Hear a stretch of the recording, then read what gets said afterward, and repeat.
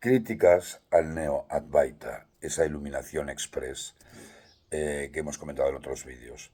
Las críticas más comunes que se suelen hacer al Neo-Advaita son: 1. Solo quedarse en un entendimiento mental, pero no realización, o en experiencias temporales. 2.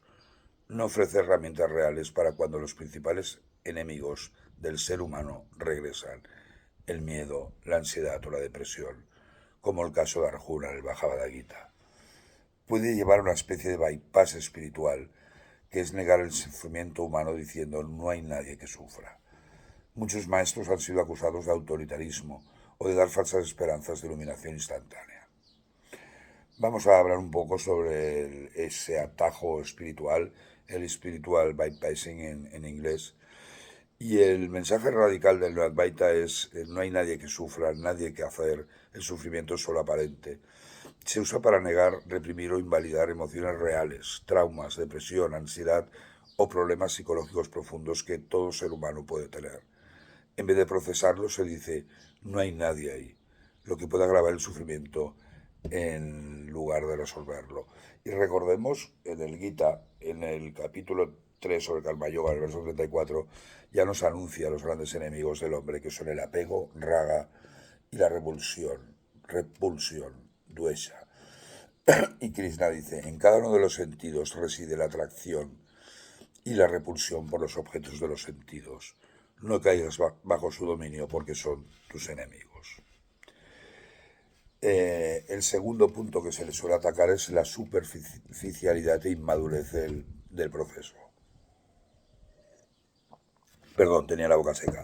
Muchos ven el golpe de comprensión, ese toque, como un entendimiento mental o experiencia temporal, no como la realización estable y madura del Advaita Vedanta tradicional.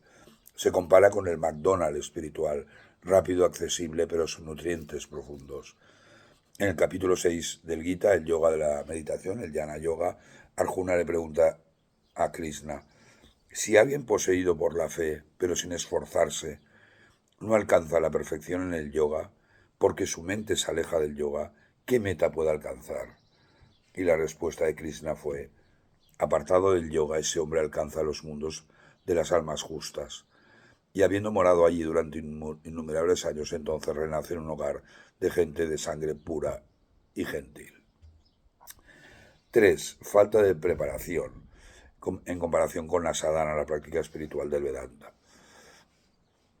Y recordemos ahora me viene a la mente una canción, la que llama My Sweet Lord, de George Harrison, el ex Beatle, que decía: mi señor, realmente quiero verte, realmente quiero estar contigo, pero es tan largo el camino, mi señor.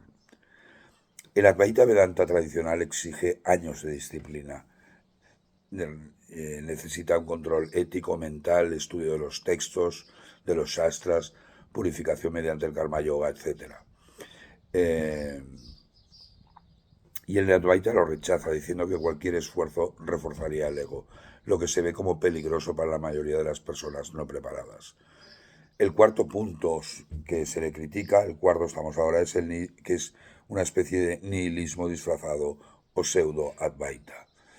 Es decir, reduce miles de años de tradición a frases repetitivas: no hay nadie, eso es todo, sin fundamento en las escrituras, en los Upanishads, en Sankara, en Ramakrishna o en Vivekananda. Y hay un verso del Gita que quizás lo describe muy bien en el yoga de la herencia divina y diabólica. Dice: atrapados en una red de miles de esperanzas, esclavo del deseo y de la ira, hablan ilegítimamente amasando riquezas solo para satisfacer sus ansias. Algunos lo llaman nihilismo moderno, incluso la prostitución del Advaita. Hay un quinto punto de crítica, que es la ausencia de compasión, amor y ética. En las versiones más radicales de Pearson o Newman apenas se menciona el Bhakti Yoga, el Karma Yoga, la compasión, la necesidad de seguir el Dharma o el desarrollo moral.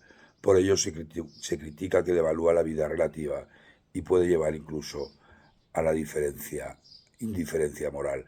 Recordemos que el Gita, el último capítulo, el 18, en verso clave, que es: abandona todos tus deberes, todos tus dharmas y refúgiate solo en mí. Yo te liberaré de todos los pecados, no te aflijas. Hay un sexto punto de crítica, y este puede ser bastante delicado, que es la falta de cualificación de los maestros. Muchos maestros empiezan a dar satsang poco después de una experiencia fuerte, sin madurez ni un linaje sólido. La crítica clásica es: ¿quién eres tú para enseñar si no has madurado la realización o no siquiera la has realizado? Sri Ramakrishna ya en el siglo XIX se refería así a estos maestros. Esta es la manía de vosotros, la gente de Calcuta, dando conferencias y guiando a otros hacia la luz. Jamás nadie se detiene a considerar cómo tener la luz uno mismo. ¿Quiénes sois vosotros para enseñar a otros? Y continuaba: Él, que es el Señor del universo, enseñará a todos. Solo Él nos enseña. Él que ha creado este universo, que ha hecho el sol y la luna, los hombres y las bestias, y todos los seres que han provisto los medios para su sustento, que ha dado padres a los niños y los ha dotado de amor para criarlos. El Señor que ha hecho tantas cosas no va a enseñar a la gente el modo de adorarle. Si necesita enseñanzas, entonces Él será su maestro. Él es nuestro gurú interno. En concreto, en estos nuevos gurús del Neo-Advaita se hacen críticas bastante específicas. Por ejemplo, a Tony Pearson se le habla que es un mensaje ultra radical y repetitivo. Dice que Ramana Maharshi aún vivía en la dualidad. Se ve como un arrogante o superior a los clásicos. Promueve el no hay camino de forma que bloquea cualquier práctica. Sobre Gil Newman es muy dogmático y sin matices. El todo es apariencia puede volverse un dogma mental. Se le acusa de ser un acid trip para la mente, que confunde a los principiantes. A Karl Renz se le acusa de un estilo agresivo y nihilista. Se le ve como el más extremo en negar cualquier valor a la búsqueda del sufrimiento humano. Respecto a Moshi, aunque menos radical que los anteriores, ha recibido acusaciones graves de abuso de poder, manipulación emocional, comportamiento sectario e incluso culto a la personalidad en su ashram. Se le critica por negar o minimizar fenómenos como el Kundalini y por Shaktipat, que genera dependencia. Vamos a ver, vamos a ir con cuidado todos los que estéis cerca del Neo-Advaita, porque todo parece indicar que no es un camino ni sólido ni seguramente bueno. Personalidades importantes están avisando de los riesgos del Neo-Advaita, de ese bypass espiritual.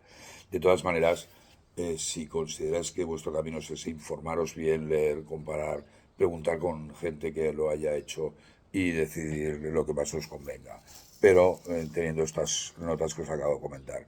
Soy Pedro Nonell, he escrito este libro, El Yoga de la Sabiduría, que contiene el Bhagavad Gita de acuerdo con Gandhi, y además he traducido toda la obra de Vivekananda. Si os gusta este vídeo, darle un like y así podrá llegar a la mayor gente posible. Muchas gracias, Namaste.